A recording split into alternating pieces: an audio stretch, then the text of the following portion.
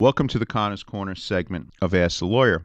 I usually don't go to see horror movies or whatever, but I have been following the Conjuring series, and I have seen number one and two. When I was doing a little bit of research on it, I found out that Ed and Lorraine Warren, the protagonists in the films, were real people.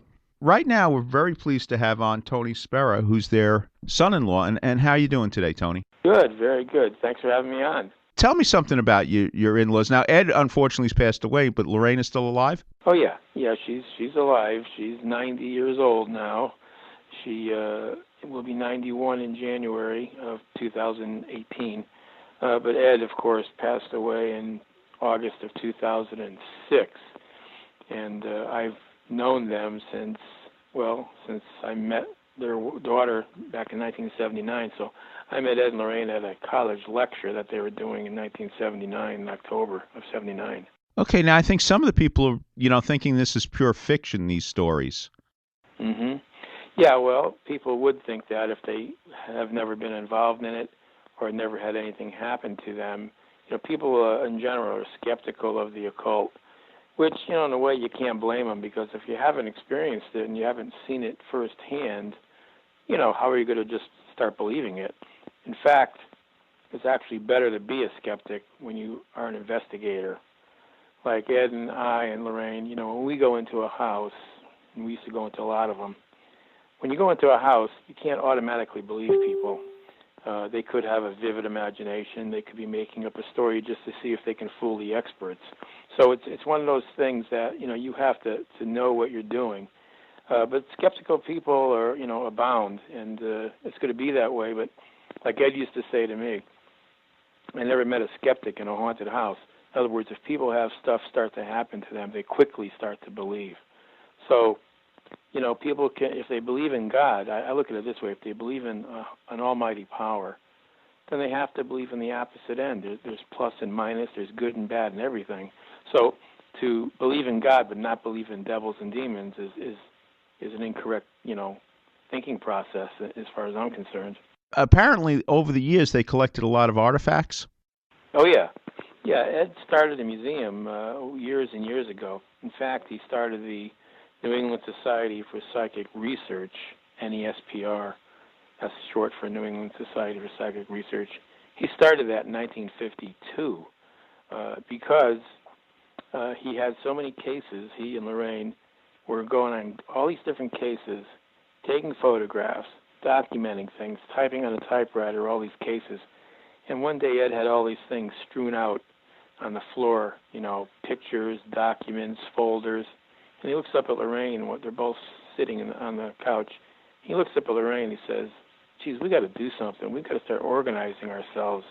We got to start a society or something. We got too much going on, too many people asking for help. And that's what he did. He started the society in 52. But then he started to collect these objects that people, for instance, had in a haunted home. People would call him in and say, hey, Ed, I got this item at a tag sale. And ever since I got it, like the day I got it, that night, I started to see things out of the corner of my eye. And I started to hear strange sounds. And we're getting freaked out. Can you take this object? That's how it started. They would call him in for a haunting, but then they would explain why they think their house is haunted. They'd say, geez, this statue I got, as soon as I got it, stuff started to happen. And they would say, well, for safekeeping, why don't we just take it out of here?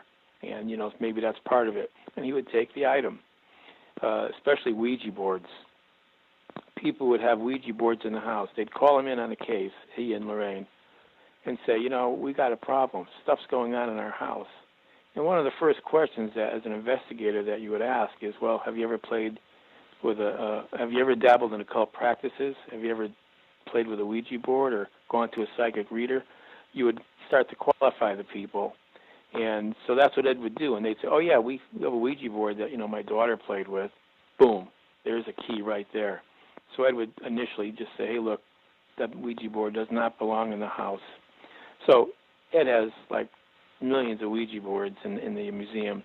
But he also has all these other artifacts, statues, a doll, an Annabelle doll that was taken from a home of two nurses that had horrendous problems occurring to them. And, of course, that Annabelle doll is now the subject of a couple movies, Annabelle and Annabelle Creation. Now, if anybody wanted to see the Annabelle doll, could they do that? It's difficult at the moment because I was showing the doll to a lot of people who would come to the museum, and I was giving tours in the museum. But as all good things, they must come to an end. And for now, temporarily, they came to an end because the zoning board in the town said, hey, you can't have guided tours in that museum because that's a residential property. It's not zoned for tours. So a neighbor complained because there were some cars on the street. Neighbor complained, and they shut us down. But it's temporary because I'm looking for a new location for the artifacts and, of course, for Annabelle. So for now, they can't really just come to the museum, and they can't make an appointment to come. But that's going to change because I'm going to find another location that's in a commercial area, and then we'll start the tours up again. So to make an appointment, they can't do it right now, but in the near future they could. But, of course, the Annabelle event that I'm having on August 12th, they can see it because I'm going to take the whole case, the wooden glass case, to this banquet facility along with a couple of other artifacts, the shadow doll and the Conjuring mirror. I'm going to take it to the location at the banquet facility on August 12th, and we're having another event on October 27th. I believe it's a Friday evening, to show the doll to people who want to see it, because so many people call me up, email me, wanting to see that doll in person. And the only way now that I could do it is to bring that doll, of course secured in a case, to that location, which is about a mile up the road, at a restaurant, at a banquet hall, and show them the doll. They have dinner. I show them the doll. I show them videos. I show them those other artifacts. And it makes a good evening. It makes a nice event. I unveil the doll at the end of the evening. And people can take photographs next to the case, that kind of, they can stand next to it. So it's pretty interesting. They see the actual, real doll. Now, does the doll itself possess evil, or is it possessed by evil? Yeah. The doll is infested. I like to say it's infested with evil by things that were done to it. In other words, someone, we don't know who, but someone knowledgeable, infused that doll with evil vibrations, with evilness. In other words, what I like to say is, if you go to a church and see a priest, and you hand him an artifact like a cross or a medal, and say, Father, please bless this for me, he's blessing that with goodness, with holiness, with godlike vibrations, with piousness. He's protecting that with something good, infusing it with something good. But the opposite is done with a doll such as Annabelle or some other object, where a sorcerer, someone who's very knowledgeable in black witchcraft, for instance, would do rituals and incantations around that object to infuse it with evil intentions, evil vibrations. So that's what happens with objects that are haunted.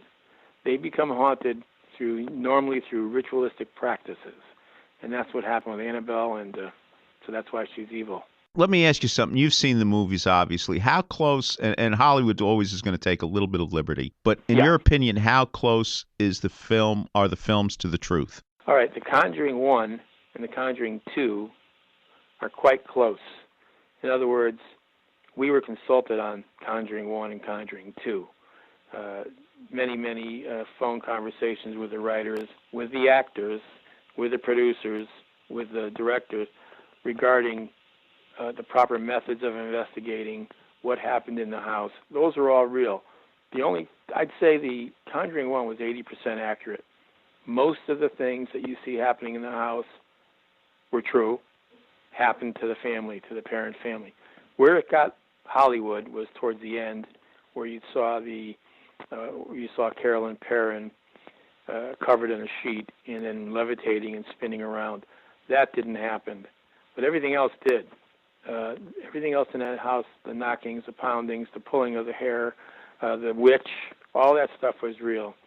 Conjuring 2, I'd say that was about 65 to 70% accurate. A lot of that stuff was true, and then got a little crazy at the end. The nun in that Conjuring 2 movie was made up. That was a totally fabricated part of the story. So there was no nun involved in the Conjuring 2 in the Enfield case. The Annabelle 1 movie was basically a fabrication. The writers never consulted us on it, and the writers never consulted us on Annabelle creation. So those are both fabricated. The only thing real about those are the name Annabelle, and that it was a gift. The doll was a gift from someone. But I still think the movies are good in that they do a couple things. I'm talking about Annabelle and Annabelle creation. They do a couple things. They forewarn people of evil. They let people know that evil exists. That doll, that Annabelle doll, is a real doll. So when people research it, they'll see that the movie was based on an Annabelle doll, a doll called Annabelle.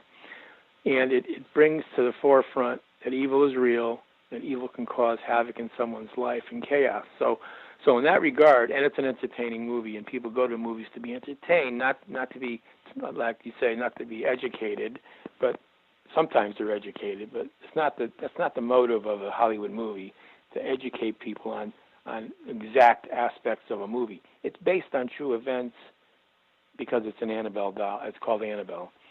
So, but what it does is it does warn people of not to dabble in occult practices. And that's the whole key. Our message is don't dabble in the occult, and you won't be bothered. Because people say to us, well, how come these people are bothered? Most of the times, they invited it in. And it's unwittingly. They use a Ouija board. They think it's a game. But when they put their hands on that planchet and say, is there a spirit here? Is there a spirit in the room? I'd like to speak to a spirit. That's when they invite in the unknown, the intangible, the invisible into their life, unknowingly, unwittingly to them. They're not trying to hurt themselves. It's just something that happens because by invitation, they invited in an evil spirit. Are there beneficial spirits that work in this world? Oh, yeah, absolutely. If there weren't, this world would be in total chaos. Remember this, that God is more powerful than any devil or demon. A devil and all devils, all demons, Satan, are already a defeated foe. God has already defeated them. But they can never be destroyed, and they could still cause havoc and harassment, chaos, division, cruelty, misery. In other words, they can influence people's thoughts. When you have a demonic entity influencing you and influencing your thoughts and your thought process, can cause havoc in the world, like a lot of the things that go around the world today, like all the murders and the suicides and things like that, and destruction, like the 9/11 attacks. I'm not saying it's absolutely a devil, but I would say that a devil influenced those minds of people. It gets into people's minds. It affects people. It attacks you on your weakest level. So if you have a propensity towards violence, it'll just exacerbate that and it'll just feed off that and work on your thoughts to make you do things. So that is demons in our world. Or else we'd have total peace. We'd have total peace if it was just good spirits. But there are good spirits, angels, spirit guides, guardian angels, that saints that try to help and try to protect us daily. So that's why prayer is important. When you pray to these specific spirits, like saints, angels, and God, you're getting their attention, and they're going to try to help you. They'll listen to you. God does not listen. God hears everyone who prays to them, but it's how much faith you have and how much in need you are and how the kind of godlike life that you live. If you live like a terrible person, beating up old ladies, stealing their purses, and then you pray to God to do something good for you. I mean, God helps those who help themselves, in other words. So you have to be a good person and strive to be that for God to influence your life in a positive way. Now, do you guys have a website? We do. It's www.warrens.net. That's plural, so it's WARRENS. www.warrens.net. And there's a lot of information on there, too, to talk about some of the cases. It talks about Amityville. It talks about Annabelle. It gives the story of that, and it has a few videos on there. So it's some video lesson plans that are on there that talk about demonic spirits and talks about earthbound spirits as well. So yeah, it's a lot of information, so people can go there and find out more. What's an earthbound spirit? An earthbound spirit is a spirit that has passed away and has remained earthbound, a human that has passed away and remained earthbound for whatever reason. There's many, many reasons. So in other words, if your grandfather passed away, but he wasn't through with the earthly plane, in other words, he had something to tell, like how he died or how he was murdered, or he was confused at death, died very quickly, like, say, in a head-on collision or a 9/11 attack where you're killed instantly. You may be confused, not even know you're dead for a time, or you just don't want to go. In other words, in life, you weren't very godlike. You never prayed. You never went to church. You never stepped a foot in a church. You never thought about God. You never prayed to God. All you did is amass earthly belongings, a beautiful house, a nice sports car, antiques. You want to stay there and just enjoy the things that you've enjoyed in life. You don't want to move on. You may be even shown the light, the tunnel and the light of God to go towards, and you could refuse that. And God gave you free will, remember. So you could refuse that light. You refuse the light because you're afraid. Maybe that's not really a good place. I wasn't a good person in life. I beat up people. I stole from people. And I never even prayed to God. Why would I be offered that light? I'm not going there. And they stay earthbound for a time. They can stay earthbound for many, many years, centuries. They can stay earthbound. All right, so on your website now, August 12th might be too late for the listeners out there, but you're going to have an event on October 27th, and if they check the website, they can get more information about it? Yeah, I haven't posted it yet because we still have the event on August 12th that's going to be held. People can still sign up for that too up until the day of. But I will, right after the 12th of August, change that date on there, give them more information about the Halloween, we call it a party, but it's also educational because we show them videos, and the Annabelle doll, of course, and the shadow doll that's in the museum, and the Conjuring mirror. And I normally bring a fourth artifact, which is a surprise artifact that nobody knows what it is until I unveil it. So October 27th, it's a full buffet dinner at a beautiful Italian restaurant banquet facility, one of the best in Connecticut. And we talk at length about the supernatural realm, about the demonic realm, and show the videos and unveil the objects also. It's a nice night. All right. Well, Tony, thank you for sharing your time with us here on Connor's Corner. Say hello to your mother-in-law, and I guess your wife's been in some of those films too, at least portrayed. Yeah, Judy. Yep. Portrayed as Judy. Yep, she's been in Conjuring 1 and 2, and probably be in Conjuring 3, which is in the works right now. So there is going to be a Conjuring 3, and it's going to be a very exciting film. Tony, well, if it's all right with you, maybe we'll talk again in October, close to the other date. That would be fabulous. I would really love to. I love your show.